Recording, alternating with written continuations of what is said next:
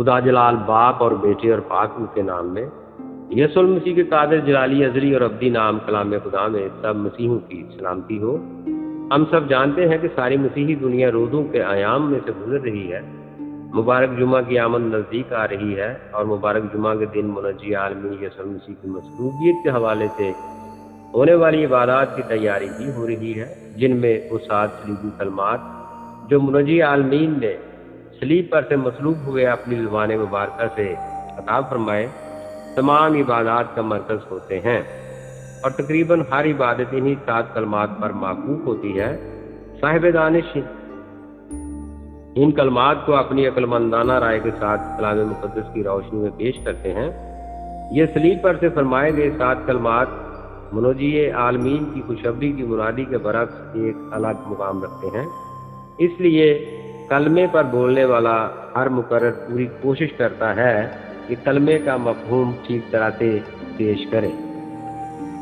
انہی 7 کلمات میں سے تیسرے کلمے پر اکثر معترضین یہ اعتراض کرتے ہیں کہ منجی عالمین یسوع مسیح نے کبھی بھی اپنی ماں یعنی مقدسہ مریم کو ماں کہہ کر مخاطب نہیں فرمایا، بلکہ ہمیشہ اسے عورت کہہ کر مخاطب فرمایا، اور بعض حضرات تو اپنی زبان سے نازیبا کلمات بھی ادا کرتے ہیں۔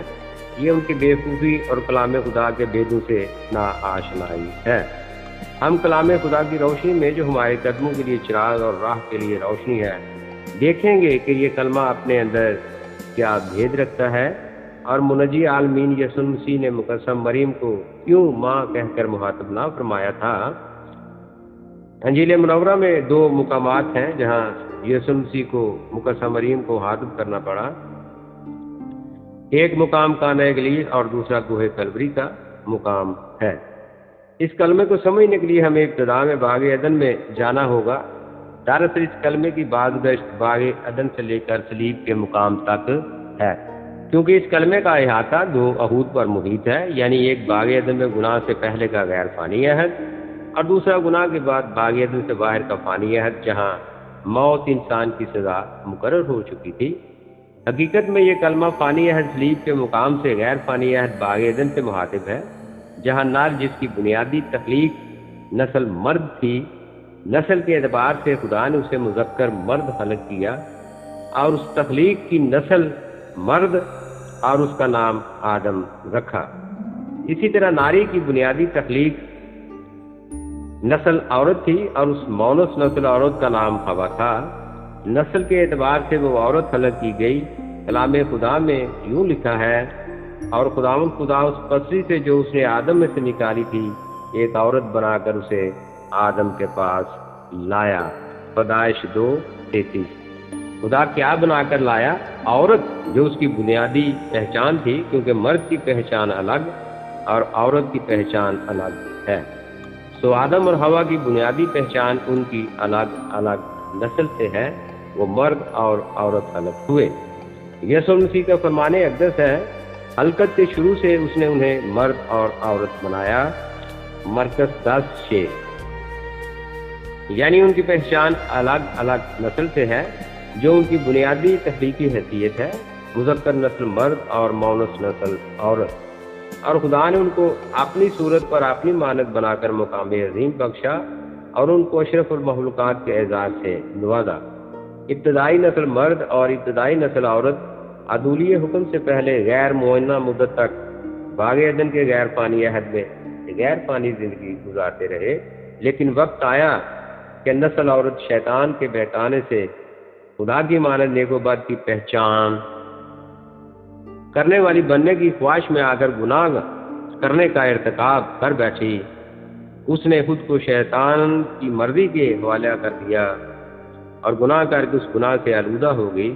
اس نے اپنی بنیادی حیثیت نسل عورت کے مقام سے گرا دیا۔ اس نسل عورت نے خدا کے قول کے موافق نہ کیا بلکہ شیطان کے قول کے موافق کر دیا۔ یوں نسل عورت نے عورت کے بنیادی مقام اور حیثیت کو گناہ کر کے آلودہ کر دیا۔ مرد عورت کی آلودگی سے آلودہ ہو کر اپنی بنیادی تخلیقی حیثیت سے گر گیا اور سزا کا مستحق ہوا۔ اس طرح دونوں گناہ کی آلودگی کے سبب سے غیر فانی عہد باغ عدن سے نکال کر فانی عہد میں ڈال دیے گئے، اور غیر فانی عہد باغ عدن کا دروازہ بند کر دیا گیا۔ آدم اور حوا نے فانی عہد میں قدم رکھے تو فانی عہد کے آغاز کے ساتھ فانی رشتوں کا آغاز بھی ہو گیا۔ منجی عالمین یسوع مسیح دوسرے اور فانی عہد میں دوسرا آدم یعنی آدم ثانی ٹھہرا، اور ابو البشر آدم اول کے باعث پناہ کی بجائے دوسرے آدم کی صورت میں ابدی بقا ٹھہرا، جو زمانہ سابق سے کلام خدا کی حیثیت سے صادر تھا۔ وہ ظہور تجسم میں کامل انسان ٹھہرا۔ مقدسہ مریم اسی کلام خدا کو صورت بشری میں مجسم کرنے کے باعث عورتوں میں مبارک ٹھہری، اور باغ عدن میں مونس نسل عورت کے گرے ہوئے بنیادی اور تخلیقی وقار کو بحال کرنے والی دوسری عورت ٹھہری۔ ابتدائی نسل عورت عدولی حکم کی مرتکب ہوئی، لیکن دوسری مونس نسل عورت نے خدا کے قول کا یقین کیا اور فرمایا، میرے لیے تیرے قول کے موافق ہو۔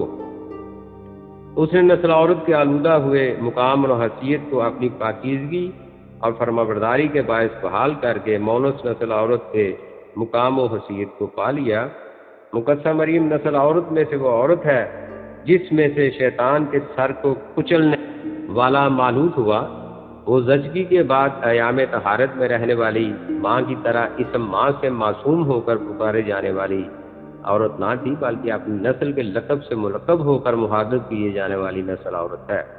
ایسی بلند پایا اور پاک دامن اور جلیل القدر عورت کے لیے نازیبا بات و خیالات کا اظہار کرنے والے ضرور ہی غضب الہی کا شکار ہوں گے۔ مقدسہ مریم وہ نسل عورت ہے جس نے دیکھا اور سنا کہ جس کو تو جنم دے گی وہ مولود مقدس خدا کا بیٹا ہوگا۔ وہ ان سب باتوں کو جانتی تھی جو خود اس کے لیے اور بچے یسوع کے لیے کہی جاتی تھیں۔ مقدس یوسف اور مقدسہ مریم ان سب باتوں پر تعجب کرتے اور غور کرتے تھے۔ یوں لکھا ہے، اور اس کا باپ اور اس کی ماں ان باتوں پر جو اس کے حق میں کہی جاتی تھی تعجب کرتے تھے۔ لوکا 2:33۔ مگر مریم ان سب باتوں کو اپنے دل میں رکھ کر غور کرتی تھی۔ لوکا 2:19۔ مقدسہ مریم اپنے بیٹے یسوع مسیح کی اپنے میں سے ہوئی ولادت کو جانتی تھی جو روح القدس کی قدرت سے ہوئی۔ اسے فرشتہ کا وہ قول یاد تھا کہ تجھ سے جنم لینے والا مولود مقدس خدا کا بیٹا کہلائے گا۔ مقدسہ مریم وہ نسل عورت ہے جس کی پاکیزگی کے باعث خدا نے اسے اپنے کلمے کو صورت بشری میں مجسم کرنے کے لیے چن لی، اور اس نے اس کلمے کو صورت بشری میں وہ بدن دیا جس میں الوہیت کی معموری مقصود تھی۔ اس نے بچے کی صورت میں وہ بدن جنا جس کے لیے زبور 40 اور عبرانیوں 10:5-7 میں یوں فرمایا گیا ہے، تو نے میرے لیے ایک بدن تیار کیا، دیکھ میں آیا ہوں کہ اے خدا تیری مرضی پوری کروں۔ مقدسہ مریم باغ عدن میں فرمائی گئی نسل عورت میں سے وہ مونس عورت ہے جس نے ابلیس کے سر کو کچلنے والے کو جنم دیا، جس کا وعدہ خدا نے باغ عدن میں کیا تھا، اور خدا نے واقعہ باغ عدن کے کئی سو سال بعد اور اس واقعہ کے کئی سو سال پہلے یسایہ نبی کی معرفت کو نمایا تھا۔ لیکن خداوند آپ تم کو ایک نشان بخشے گا، دیکھو ایک کنواری حاملہ ہوگی اور بیٹا جنے گی۔ یسایہ 7:14۔ پیشن گوئی میں نسل عورت اور نشان کنواری بتایا گیا ہے۔ دنیا کی تاریخ گواہ ہے کہ مقدسہ مریم ہی وہ کنواری اور نسل عورت ہے جس نے بلا پدر بچے کو جنم دیا، نہ ہی تو وہ بچہ گناہ کی حالت میں اس کے پیٹ میں پڑا اور نہ ہی اس نے اسے گناہ کی حالت میں جنا۔ وہ اپنی تخلیقی حیثیت و مقام نسل عورت کے لقب سے ملقب ہو کر محاذب کی جانے والی عورت ہے۔ اب ہم اس کلمے کی طرف آتے ہیں جو صلیب پر سے منجی عالمین یسوع مسیح نے مقدسہ مریم اور شاگرد کو مخاطب کر کے خطاب فرمایا۔ اس کلمے کا ٹھیک وقت صلیب پر سے ہی خطاب کرنے کا تھا، اور اسی وقت کے لیے کانہ گلیل میں یسوع مسیح نے فرمایا تھا، ابھی میرا وقت نہیں آیا، اور وہ وقت صلیب پر مصلوب ہوئے نسل عورت سے پیدا ہونے والے وعدہ کے پورا ہونے کا تھا۔ نسل عورت سے پیدا ہونے والا صلیب پر ابلیس کے سر کو کچل رہا تھا۔ نسل عورت سے معلوم ہونے والا وعدہ پورا ہو رہا تھا۔ عورت کو اس کی ابتدائی بنیادی حیثیت یعنی نسل کے اعتبار سے عورت کہہ کر مخاطب کر کے سرفرازی بخشی جا رہی تھی، اور ٹھیک یہ وقت اس فرمان کے پورا ہونے کا تھا کہ تم ملک صدق عالم کے طریق کا ابدی کائن ہے، نہ زندگی کا شروع نہ زندگی کا آخر، بے باپ بے ماں بے نسب نامہ، عبرانیوں 7:3۔ یسوع المسیح کا فرمان اقدس ہے، جو لوگ اس جہاں کو حاصل کریں گے وہ فرشتوں کی مانند ہوں گے، کیونکہ وہاں بیاہ شادی نہ ہوں گے، متی 22 اور 30۔ اور بیاہ شادی نہ ہوں گے تو میاں بیوی نہ ہوں گے، اور بچے نہ ہوں گے تو ماں اور باپ کے رشتے بھی نہ ہوں گے۔ باغ عدن میں گناہ کے سبب ہوئی عدالت میں آدم اول ہوا کو عورت کہہ کر خدا سے کہتا ہے، جس عورت کو تو نے میرے ساتھ کیا۔ آدم اسے ہوا کہہ کر نہیں بلکہ اس کی نسل سے مخاطب فرماتا ہے۔ اس دنیا میں بھی سرکاری دستاویز پر جنس کا لکھنا ضروری ہوتا ہے، اور بحیثیت کلام خدا مخلوق میں سے کسی کا ابن ہونا امر محال ہے۔ یسوع المسیح نے کلمہ تمام ہوا کہنے سے پہلے صلیب پر سے مقدسہ مریم کو عورت مخاطب فرما کر نسل عورت کو اس کی بنیادی حیثیت، وقار اور مقام کو بحال کیا، اور مقدسہ مریم کو اشرف النساء ہونے کا شرف بخشا۔ نہ کہ فانی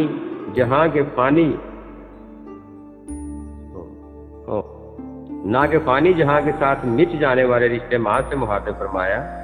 انہوں نے باغ عدن کے غیر فانی عہد میں نسل عورت اور ابدی جہاں میں قائم رہنے والی تخلیقی حیثیت سے مخاطب فرمایا، کیونکہ خدا نے آدم کے بدن کی ساخت یعنی بناوٹ کو لقب مرد سے خلق کر کے اسے آدم کا نام دیا۔ اسی طرح خدا نے ہوا کے بدن ساخت یعنی بناوٹ کو عورت سے مرکب فرما کر متعارف کرایا۔ یوں اس کلمے کا خطاب باغ عدن میں ہوئے وعدہ کی تکمیل ہے، اس لیے یہ کلمہ باغ عدن کے غیر فانی عہد سے فانی عہد میں صلیب کے وقت سے منسلک دو عہود کو اپنے احاطہ میں لیے ہوئے ہے۔ یسوع المسیح صلیب پر اپنی مصلوبی حالت میں مقدسہ مریم کو اس کی بنیادی حیثیت عورت سے مخاطب فرماتے ہیں، اے عورت دیکھ تیرا بیٹا یہ ہے۔ اور پھر فانی عہد کے فانی رشتے ماں کو اپنے شاگرد سے منسوب کرتے ہوئے فرمایا، دیکھ تیری ماں یہ ہے۔